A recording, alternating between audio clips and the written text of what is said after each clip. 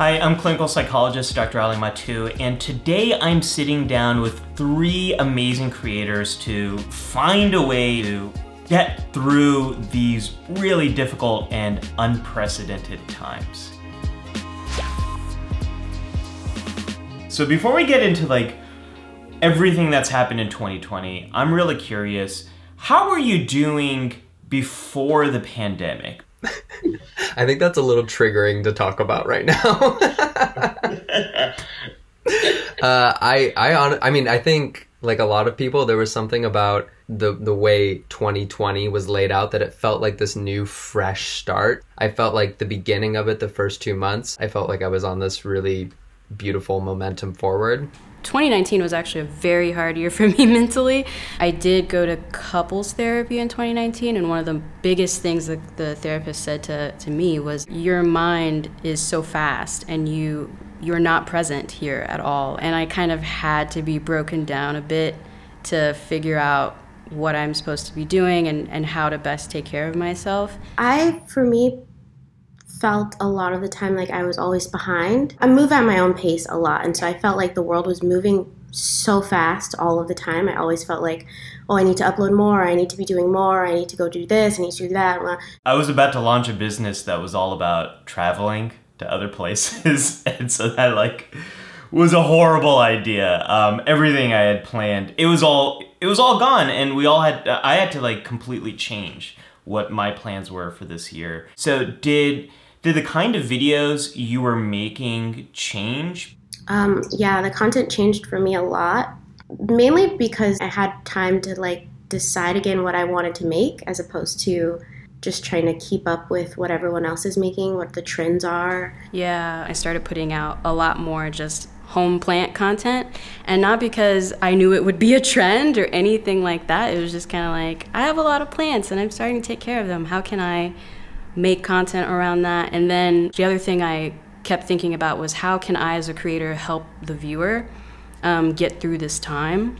People are coming to me to be entertained, and they're coming to me to have a little bit of an escape and have just a friend in their living room with them, hanging out with them because they're alone. And so I really leaned into that too. How can I make my videos as cozy as possible, as welcoming and inviting as possible for them? Yeah, to that point, in a way, people need us more than ever before because people are stuck at home and need some way to escape or something to entertain them. So I initially leaned into that of oh, more is more. I need to create because people are really in need of it. But then there was a period of I need to create also to keep me stable and me healthy. So I had to reevaluate what content I was creating and what I wanted to create to I guess just keep me happy as well. Kind of wondering about that. How do you balance these things? The things that sustain you as a creator and the things that really serve your audience and your community.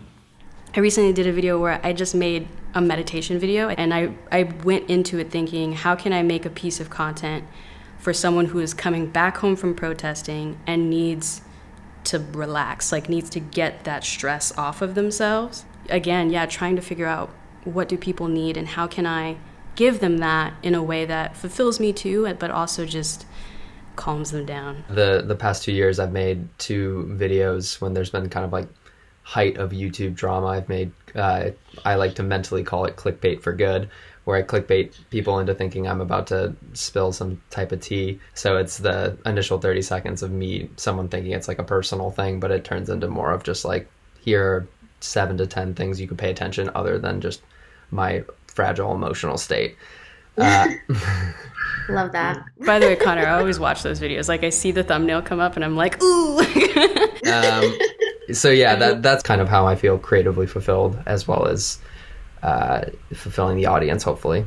Lately on my channel, I've been just telling stories from history. I put on makeup and tell stories in a way that's lighthearted and relatable, so people can understand what I'm talking about, but they're not being emotionally enraged. My audience is really receptive to it because they're getting taken out of the real world while still getting some sort of information that applies to the real world. Something I've been struggling with as a creator is, how do we meet this responsibility while also taking care of ourselves? you have to slow down and you have to just kind of let the feelings wash over you. I've definitely had a lot of mornings where I've just cried, you know, like a lot, like for most of the day, like nothing got done.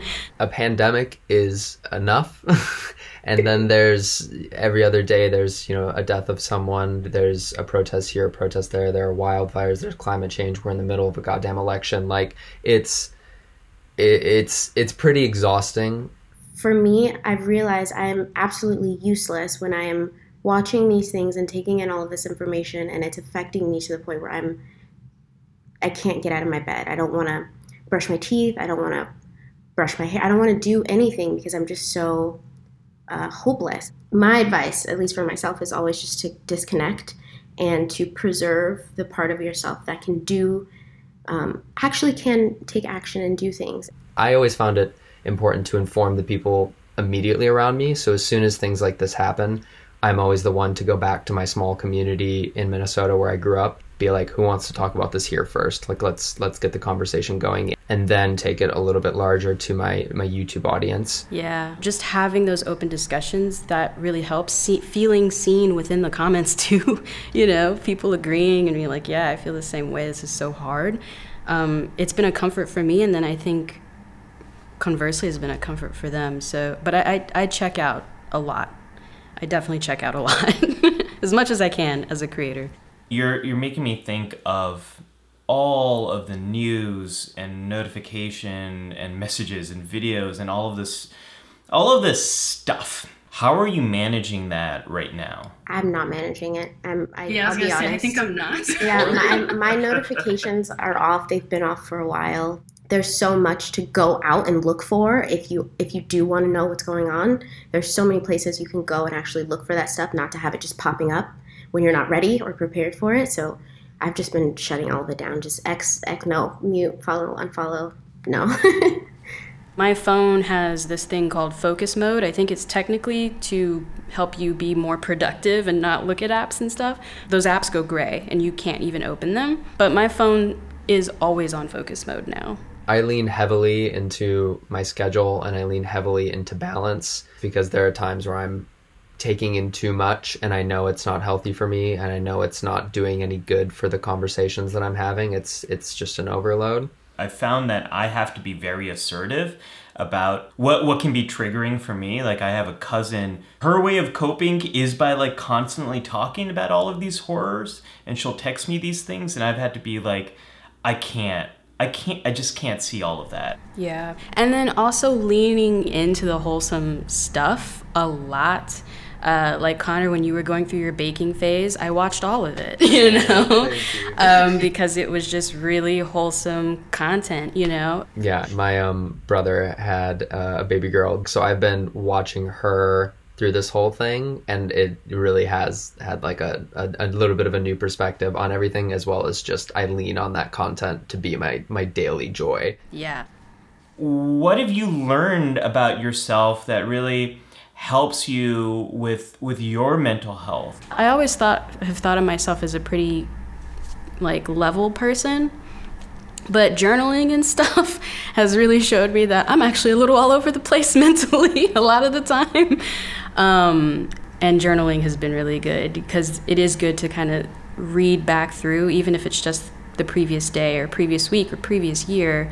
It's good to just reflect in that way. Again, in many ways, I feel like I've practiced for this moment, because I've had my own struggles with my mental health over the past 5 years. I know that I desperately need to exercise in some form multiple times a day to keep me regulated and to keep my sleep cycle going. Yeah, I never struggled with sleep before. And then I became someone who had a lot of insomnia. So I've had to learn a lot of ways of calming my body down that I might have dismissed in the past, but like they're exactly what I need now. So what is the one thing you are looking forward to doing when this pandemic ends?